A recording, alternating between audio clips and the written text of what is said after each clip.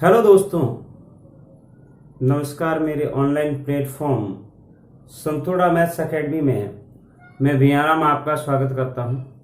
दोस्तों, अपन मेंसुरेशन पढ़ रहे थे और मेंसुरेशन के अंदर अपन बाय ऑप्शन से विद इन 1 सेकंड के अंदर आंसर निकालने की कोशिश कर रहे थे। और जहां तक देखते हैं, मैं मानता हूं आप भी काफी हद तक इस प्रकार सॉल्यूशन करने में भी सक्षम हुए होंगे। और अब आगे अपन जब यदि इस प्रकार का कभी कभी ऐसी स्थितियां हो जाती है कि अपन ऑप्शन ट्राई नहीं कर पा रहे हैं, किसी को ऑप्शन से निकालना ही नहीं आ रहा है, भाई मैंने तो बिल्कुल ही मेंसुरेशन पढ़ी ही नहीं है, तो उसके लिए मैं जो आज लेने जा रहा हूं एक बेसिक पार्ट लेने जा रहा हूं जो ऑप्शन से था। जहां जहां ट्रिक्स काम आएगी वहां ट्रिक्स काम में लेंगे अपन।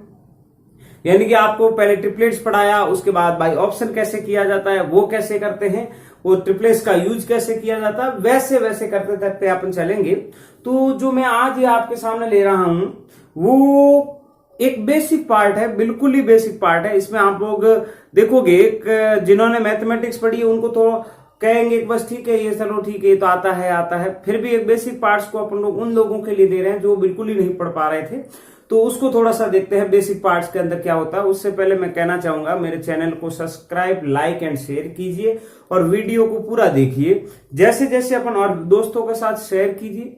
यदि आपके साथ जो बंदा कुछ कर रहा है तो उनके लिए भी कुछ भला हो जाए।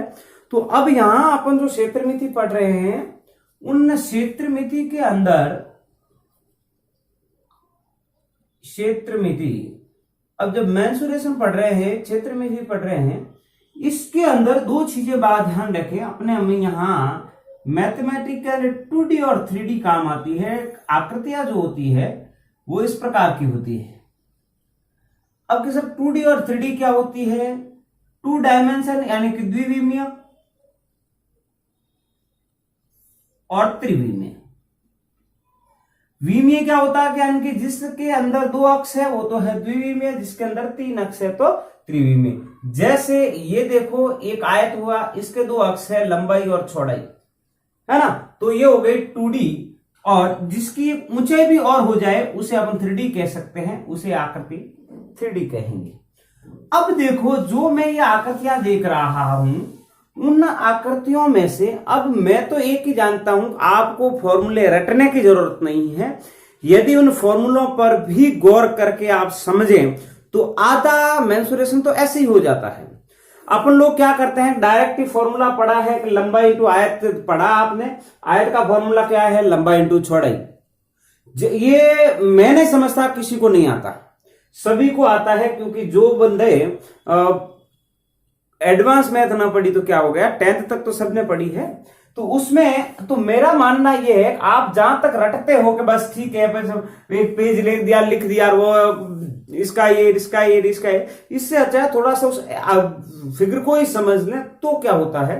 जैसे देखो, यहां 2D की बात कर रहा हूं मैं। पहले आपको दिख रहा होगा, ये मैंने ले लिया है आयत। आयत जब अपन छोटी क्लास में पढ़ते थे तो ये 90 डिग्री की कोण की बात कर रहे थे। इसको अपन लोगों ने इस आयत की लंबाई कहा था और इसको अपन लोगों ने आयत का क्या कहा था? चौड़ाई। अब सर आयत का क्या, कैसा उदाहरण है दोस्तों? आयत ये होती है जिसकी लंबाई चौड़ाई, जैसे आपको मेरी ये तख्ती दिख रही है, इस तख्ती का ये पार्ट इसकी लंबाई होगी, ये इसकी ऊंचाई मानो या चौड़ाई मानो, ऐसे रख देंगे तो इसकी लंबाई ये लंबी हो जाएगी और ये इसकी चौड़ाई हो गई। जैसे जैसे अपन आगे बढ़ेंगे उस आकृति को क्या होता है अब देखते हैं। ये लंबाई और चौड़ाई हो गई। अब इसमें क्या होगा कि देखो, इसका आपको पता है क्षेत्रफल क्या होता है, ये अपन लोग छोटी क्लासों में पढ़ते आए हैं। क्षेत्रफल जो इसे अपन एरिया कह रहे हैं, रेक्टेंगुलर का एरिया क्या कह रहे हैं अपन? लंबाई इंटू चौड़ाई। मित्रों, बढ़िया से समझना है। इस एक आकृति के द्वारा सब 2-3 आकृति आप समझेंगे, 3-4 आकृति, ये एक समझ जाते हैं तो 4 आकृतियों को पढ़ेंगे 2D और 3D के अंदर। चलो, उसके बाद आपको पता है कि परिमाप की बात कर लें। जब देखो परिमाप जिसे पैरामीटर कहते हैं, देखो पैरामीटर क्या होता है, आपको खुद को याद रखे कि भाई यहां से यहां तक आपका पैरामीटर क्या है, यानी कि इसकी जो लंबाई चौड़ाई चारों भुजाओं का जो योग होता है, वो कैसे ही आकृति बन जाए, जैसे ये इस प्रकार यूं मिलके अब इसको पैरामीटर बनाने को कहा जाए तो अपने यदि ये छोटे छोटे जो भाग है उन सब की लंबाई अपन को दे दी जाए तो उन सबको अपन क्या करते हैं, ऐड करके उसको जो पूरा का पूरा ऐड करके उसका पैरामीटर निकाला जा सकता। तो इसके लिए क्या होगा, एक एल ये एक बी ये। दोस्तों देखो जितनी एल है आपको सब पता है कि ये भुजा और ये भुजा इसकी क्या होती है बराबर, ये भुजा और ये भुजा इसकी क्या होती है बराबर। इसका मतलब 2 से भी एल होगा, 2 से एल होगा, 2 को कॉमन ले लो, एल प्लस बी इसका क्या आ गया पैरामीटर। अब आपको पता है कि आयत को देखो विकर्ण की बात कर लें क्योंकि ये चतुर्भुज है, डायगोनल जिसे कहते हैं, ठीक है। डायगोनल की बात करें अपन तो ये डायगोनल क्या होता है, आपको याद होगा प्रत्येक 90 डिग्री के कोण पे ये होते हैं, है ना। जो आयत होता है उस आयत का प्रत्येक कोण क्या होगा 90 डिग्री। अब 90 डिग्री होगा इसका मतलब इसमें से कोई ना कोई एक आधार होगा, यानी कि इस तरह का आप समकोण त्रिभुज लेते हैं। आपने यदि त्रिभुज का मेरा वीडियो मैंने पहले अपलोड कर लिया था, उसके अंदर जब ट्रिपलेट पढ़ लेते और त्रिभुज के साथ साथ अपन लोगों ने त्रिभुज देख लिया था। अब ये देख रहे हैं आयत और वर्ग की बात कर रहे हैं। अब देखो इसके लिए यदि ये 90 डिग्री है तो बड़ी वाली भुजा कर्ण कहलाती थी, ये थीटा था तो ये लंब कहलाता था, और ये थीटा था तो ये क्या कहलाएगा लंब। जैसे ही आपने देखा इसका स्क्वायर इस वर्ग का भुजा का स्क्वायर इस भुजा का स्क्वायर होता था। तो यहां पर विकर्ण का मतलब क्या है कि ये इसका ये क्या होगा, तो रूट का क्या कहेंगे अपन एल का स्क्वायर प्लस बी स्क्वायर, यानी कि याद करो पाइथागोरस प्रमेय से, यानी कि एल का स्क्वायर हो जाएगा प्लस बी का स्क्वायर हो जाएगा, साथ ही साथ इसके ऊपर क्या निकल जाएगा रूट। ये तीन बातें ही होती है। अब जैसे कि जैसे आपने ये आयत के लिए तीन बातें की है, वैसा का वैसा यदि मैं इसी प्रकार जब वर्ग की बात करता हूं, ये है आयत, नंबर 1 अपनी आयत है जिसे रेक्टेंगुलर कहते हैं। अब देखो ये था आपका आयत। अब यदि मैं वर्ग की बात करूं इसी के साथ ही दूसरी 2D आकृति की बात करें, 2D आकृति दूसरी जब कह रहे हैं वर्ग जिसे अपन स्क्वायर कहते हैं, इसके लिए भी ऐसा ही मामला है, थोड़ा सा फर्क है। आपको खुद को याद होगा कि यदि इस आकृतियां चारों भुजाएं समान हो जाती है आयत की तो उसे अपन वर्ग कहते हैं। जैसे मित्रों अपन लोगों ने यदि देखा होगा कि किस प्रकार के आयत होते हैं जिनकी लंबाई और चौड़ाई समान हो जाती है, तो आयत जो होते हैं लंबाई चौड़ाई भिन्न भिन्न है, जबकि स्क्वायर जो होता है वो एक बिल्कुल चौकोर होता है। जैसे आपने एक देखा होगा लूडो खेलते हैं तब, यानी कि बिल्कुल लास्ट अपन जो लॉकडाउन के अंदर जो टाइम पास करने का सबसे बड़ा जरिया था अपने पास, अकेले ही बैठे बैठे मजे करो, यानी कि लूडो को जो खेलने वाले जो लूडे की कोटी होती है आपके पास, तो वो जो होती है वो एक उसका एक पार्ट ऊपर वाला जब पार्ट ले लेते हैं, पूरी कोटी को तो अपन घन के अंदर क्यूब के अंदर बात करेंगे, बट उसका एक पार्ट जैसे आपने देखा था तो वहां आपने देखा होगा वो वर्ग के अनुसार, यानी कि चारों भुजाएं समान। अब करना ये है, आपको कुछ नहीं करना, ये आयत वाले तीनों याद रखने और कुछ करना ही नहीं है। इसके लिए क्या कहेंगे कि L इज टू बी कर लो तो क्या बन जाएगा आयत एक क्या बनेगा वर्ग। ये 90 डिग्री का कोण होता है, 90 डिग्री का कोण होने का मतलब यहां भी क्या होगा विकर्ण। इसकी भुजा यदि मैं ए मान लूं, चारों भुजाएं बराबर है, ए मान लूं तो देखें अब इसके लिए पहला एरिया क्या निकलेगा, एरिया क्या हो जाएगा भाई L इंटू बी है, तो L इंटू बी की जगह दोनों भुजाएं बराबर है तो A इंटू ए बराबर ए स्क्वायर, जिसे अपन भुजा का स्क्वायर कहते हैं ना, यही तो भुजा स्क्वायर होता है। तो जहां जहां आपको L इंटू बी दिख रहा है दोनों समान है तो एक की जगह लिख लो, दोनों हो जाएंगे। उसके बाद पैरामीटर की बात करें अपन, पैरामीटर की बात करें आपको सीधी सी बात है चारों भुजाओं का योग होता है, जैसे ये ए है, ये ए है, ये ए है। आपने ए की वैल्यू देखी है, इन ए की वैल्यू या तो चारों को जोड़ के देख लो या फिर इसी में रख लो। जैसे 2 है, ए एक भुजा ये और एक भुजा ये, यानी कि a प्लस ए 2a मिलके कितना हो गया 4a, तो ये भी इसका पैरामीटर हो गया। उसके बाद डायगोनल की बात करें इसके, डायगोनल की बात करें तो डायगोनल क्या होता है, विकर्ण क्या होता है, इसी के अंदर कुछ नहीं, आपको भी याद है कि भाई 90 डिग्री का जो कोण होता है वो इसके दो भुजाएं बनाती है अपने आप में, तो ये भुजा ये 90 होती है, इसका मतलब ये भी विकर्ण हो जाएगा, ये हो जाएगा 2 इंटू ए। अब यहां वैल्यू रखो, देखे ये होता है ए स्क्वायर प्लस ए स्क्वायर, आपने देखा होगा ये मिलके क्या बन रहा है, एक और एक मिलके 2a स्क्वायर है। अरे स्क्वायर है, इसके अंदर इतनी पावर है कि ये और ये हटा लेता है तो √2 इंटू ए, ये इसका विकर्ण हो जाता है, जिसे अपन विकर्ण की बात कर रहे हैं। अब देखो इन दोनों आकृतियों को समझने के बाद अब अपने जो आकृतियां आती, ये तो है 2D, कैसी आकृति है। अब 3D के अंदर देखो, एक तो क्यूब की बात करेंगे और एक करते हैं क्यूबॉइड। क्यूबॉइड जो होगा एज इट इज इसका होगा, और क्यूब होगा वो एज इट इज इसका होगा। अब देखो क्यूब और क्यूबॉइड की बात करते हैं अपन। देखो मित्रों, बिल्कुल इजीली समझना है, याद करने का रटने का कोई जरिया ही नहीं है, आप लोग जैसा समझोगे बिल्कुल हो जाएगा।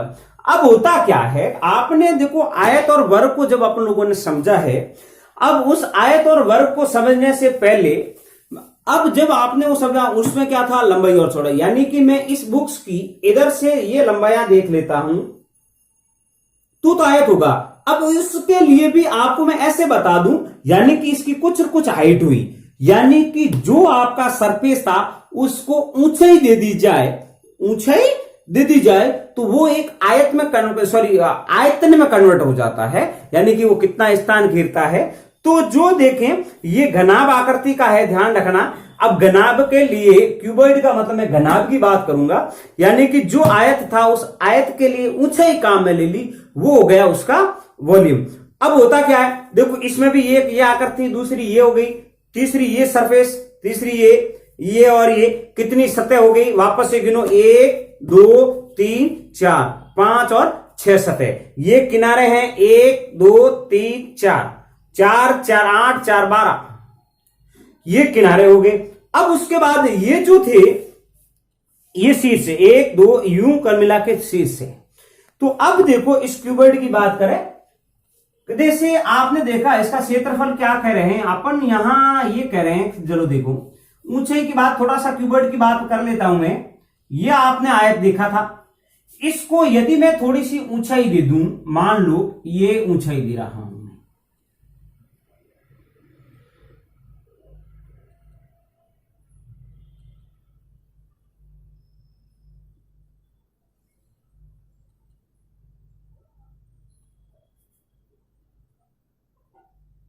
यानी कि जो मेरी बुक्स थी वो यूं ऊंचाई दे दी, इसको मैंने यदि L कह दिया, इसको यदि चौड़ाई को मैंने B कह दिया, इस ऊंचाई को मैंने H कह दिया, तो अब ये जो बन गया है वो क्यूबॉइड बन गया है।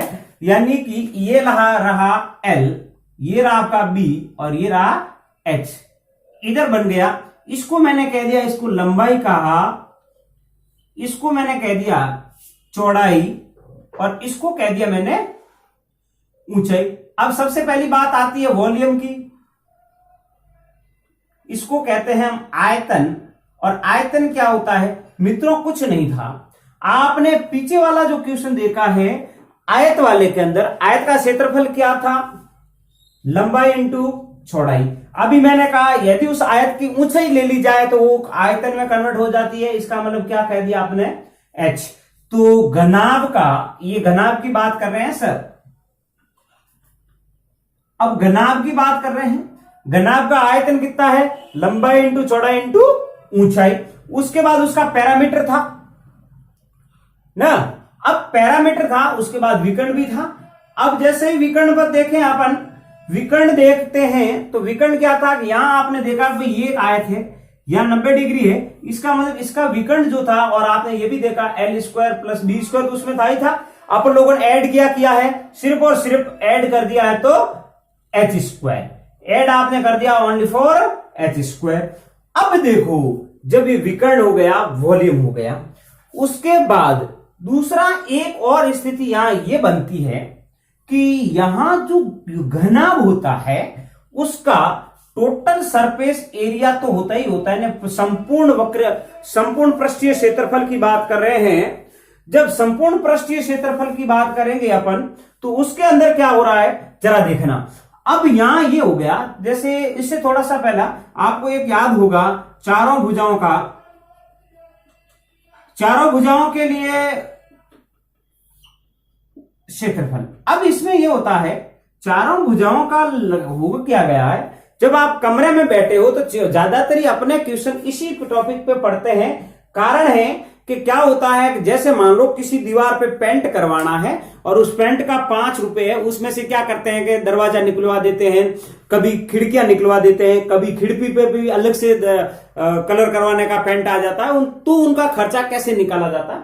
तो उसको अब देखो, जब मैं ये कह रहा हूं कि भाई ये स्थितियां बन रही है, तो इसके लिए क्या होगा, चारों दीवारों का क्षेत्रफल, पहले तो लेटरल एरिया का सरफेस एरिया करते थे, फिर टोटल एरिया और सरफेस कहते हैं।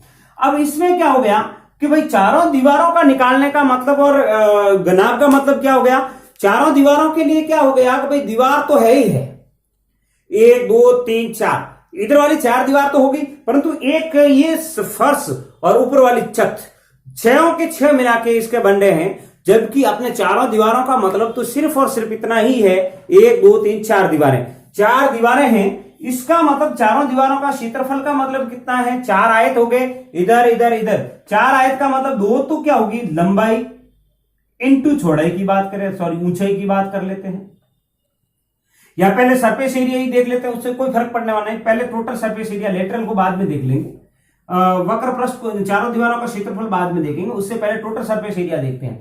अब टोटल सरफेस एरिया का मतलब क्या कह रहा है कि भाई जो आपका कमरा है उसके फर्श पे भी कलर करो, उल्टी छत पे भी करो, चारों दीवारों पे करो। इसका मतलब एक दीवार इधर की है, 2 इधर है, यानी कि इधर लंबाई है तो ये भी लंबाई, उधर चौड़ाई है तो ये भी चौड़ाई, ये ऊंचाई है तो ऊंचाई। इसका मतलब है कि भाई 2 into L 2 into B, sorry area की बात कर रहे हैं, एरिया गुणा में होता है, यानी कि तो एक तो होगी लंबाई इंटू ऊंचाई, तो 2b into H plus 2h into L plus l into B, 2 के साथ होगी।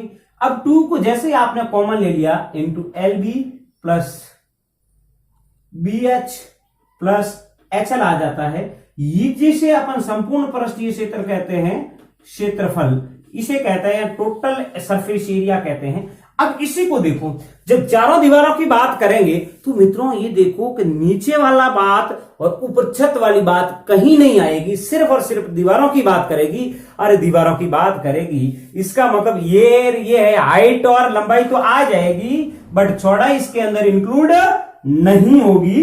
तो इंक्लूड नहीं होगी तो देखो चारों भुजाओं का क्षेत्रफल क्या हो गया, द 2BH प्लस HL, 2 था, इनमें भी H कॉमन है, तो 2 into B plus H into B into L into H, ये चारों भुजाओं का क्षेत्रफल हो गया है। इसको ध्यान रखें क्योंकि यही क्वेश्चन आते रहते हैं, बार बार क्वेश्चन। अब देखो इस प्रकार क्यूबॉइड जो आप लोगों ने समझा है, वॉल्यूम, विकर्ण और ये टोटल सरफेस एरिया यानी कि संपूर्ण पृष्ठीय क्षेत्रफल और चारों दीवारों का क्षेत्रफल कैसे निकलता है, इसको भी देख लिया कि 2 into L B plus into H. अब इसको आगे मैं थोड़ा सा क्यूब की बात कर लूं तो देखें, विशेष तौर से ध्यान रखें इन सभी क्वेश्चनों को कैसे किए जाते हैं। अब अपन बात कर रहे हैं क्यूब की। जैसे क्यूब की बात करें, क्यूब का मतलब ये है कि भाई जो आपका, अब आपने लूडो खेला होगा और लूडो वाला जो गेम होता है और उस गेम के ऊपर जो होता है ना, उसको अपन घुमाते हैं ना, जो खर करके आता है वापस अपना नंबर लेके आता है, तो उसी को अपन लोग यहां घन के रूप में पढ़ेंगे।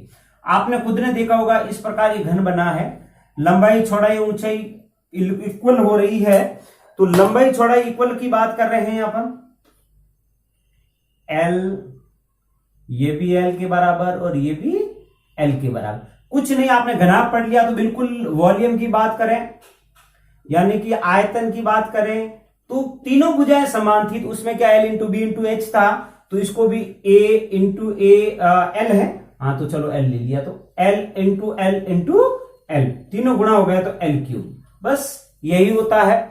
दूसरी बात होती है इसका भी, भाई विकर्ण है, विकर्ण क्या होता है, इसका भी विकर्ण देख लो। अब विकर्ण उसका क्या था, क्यूबॉइड का आपको याद था L square plus B square plus H square, यही था B square plus H square. अब अपने पास बी एल, यहां क्या लिखा है, L equal to B equal to H आ जाता है, तो यहां भी एल स्क्वायर, यहां भी एल स्क्वायर, मिलके बन गए हैं 3 स्क्वायर। ये जो इसमें पावर है तो एल बार आ जाएगा √3, ये जो इसका हो गया विकर्ण। अब इसका भी सरफेस एरिया आ जाता है, टोटल सरफेस एरिया, यानी कि अब यहां कुछ नहीं है। अब आपको खुद को भी पता है जो क्यूबॉइड था उसके लिए क्या था, 2 into L B plus B H plus H L था। अब यहां अपन एल एल एल ले रहे हैं तो 2 एल इंटू एल, तो इसका मतलब स्क्वायर लिख लू, एल स्क्वायर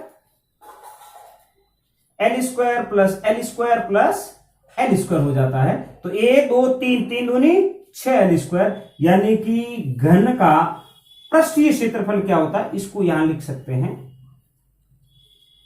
घन का पृष्ठीय क्षेत्रफल ये क्या आएगा 6 एल स्क्वायर। विशेष तौर से एक ये स्थिति बनती है घन का वक्र पृष्ठ जिसे कहते हैं, घन का वक्र पृष्ठ क्या होता है, जिसे अपन लेटरल सरफेस एरिया कहते हैं, वो क्या होता है। अब वो उसलिए वो होता है, लेटरल का मतलब होता है जो आपका वक्र होता है, यानी कि चारों आसपास का, फर्श को भी छोड़ो छत को भी छोड़ो, उन दोनों को छोड़ने से ये हुआ कि यार अपन लोग ये छोड़ते थे, छत को छोड़ते थे, इसका मतलब ये बी वाला गायब था ना, तो बात तो यही बची थी। इसका मतलब क्या था अपना 2 into B H plus H L. अरे भाई यहां तो एल अकेली थी बचेगी, L square plus L square, यहां 2 इंटू 2 स्क्वायर गुणा किया तो 4 एल स्क्वायर। ये जो वक्र आया है वो अपना घन का वक्र पृष्ठ क्षेत्रफल आया है। इसको मित्रों याद रखें, आप लोगों को बिल्कुल ये एक आकृति समझने से ही आपको यदि वैल्यू और सूत्र याद होते हैं तो मेरे ख्याल से रटने से बजाय इसको समझना अच्छा है। तो आज अपन वीडियो यहां तक ही लेते हैं, आगे का वीडियो आप लोगों को कल देखेंगे। तो धन्यवाद।